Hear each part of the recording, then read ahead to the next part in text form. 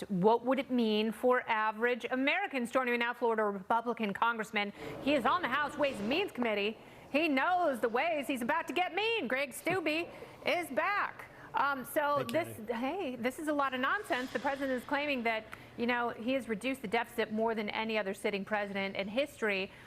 That is absolute garbage. I don't know what kind of fuzzy math they're using. They're also saying that border crossings have dropped 90%. We know that that is at an all-time high. They're spending money like we have it. We don't. Taxation is theft. What are Republicans going to do?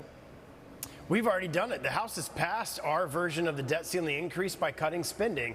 I have time and time again in my district and otherwise talked about Washington has a spending problem. We all campaigned on that. Just when I've gotten elected, we had $21 trillion in debt. We now have $31 trillion in debt. We've put $10 trillion on the deficit, on the debt in the last 10 to 11 years.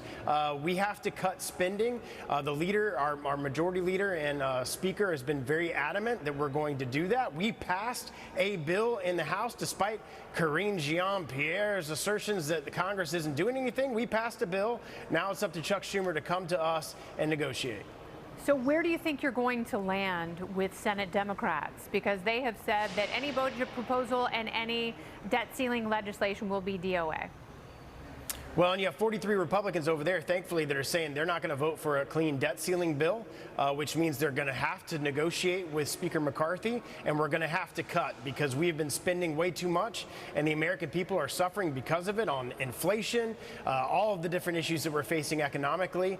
And so absolutely, thankfully, we have 43 Republicans that are saying no, he needs 60 votes over there. So Chuck Schumer needs to come to the negotiating table with Speaker McCarthy. Speaker McCarthy has said, look, we have sent you a bill.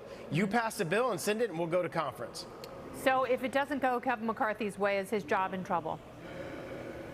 I don't think so. Kevin's been very strong on this issue. All of the Republicans stood behind him on this issue, with the exception of a handful of them. It's now time for the Senate to act. We are a bicameral process, so the Senate needs to take action and move forward. And then when we get that bill back, then it'll be up to the leader and the members of the House to decide what we do with it. What could Congress meaningfully do to help reduce inflation and some of the financial troubles that so many Americans are having?